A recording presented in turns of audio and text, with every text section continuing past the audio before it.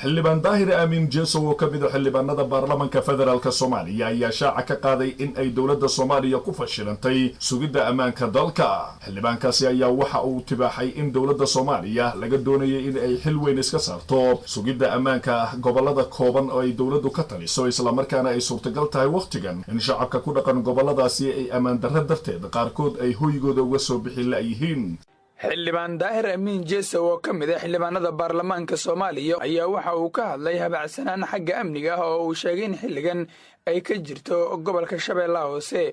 waxa uu sheegay in shabaab ay fursad u noqotay gobolka oo weyn sidaa darteedna ay sameeyaan falal amni darro ah oo mararka qaar sababtay in ay ku dilaan ama ay ku qarxiyaan degmooyinka gobolka mas'uuliyiinta iyo cid walba oo shabaab dagaal kala dhexeeyo.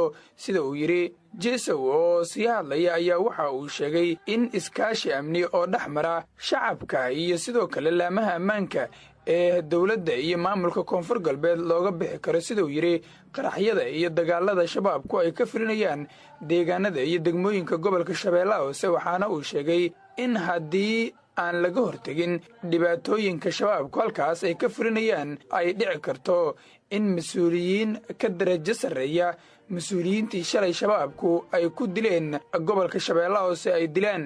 dabcan cadowga ayaa maadaama gobolkaas gobol weyn oo baaxad weyn uu yahay, cadowga ayaa ku badan. wax kaloo hadda aan dhihi karo ma jiraan, cadowga unbaa ku badan. marka waxaa la rabaa dadka deegaanka iyo muxuu ahay mas-uuliyiintoodaba inay wax ka qabtaan arrintaas. runtii gobolkaas waa gobol baaxad weyn, ummad badan ay ku nooshahay, bulshadiisa ay ka badan tahay bulshooyinka kale. marka waxaa loo baahan yahay dhulkii haddana wax soo saarka ahaaya in maanta cadowga ay ku beegsadaan barafloo kale iyo kaba weyn nasiir darro weyn waaye. runtii waa in laga xoreeyaa gobolkaasi muxuu ahay cadowga manaxyaalka dhiigacadyaalka dadka dhiigooda banay in laga xoreeyo waayo haddii aanan laga xoreynin dad badan oo qaali ah ayaa baxaaya. inaan guudaha iska jirta maana wax koonfur galbeed keliya aan ku eedeynayo, habacsanaan guudaha iska jirta. marka hay-adaha amniga waxaan rajaynayaa inay arrimahan amniga ay u soo jeestaan oo wax ka qabtaan.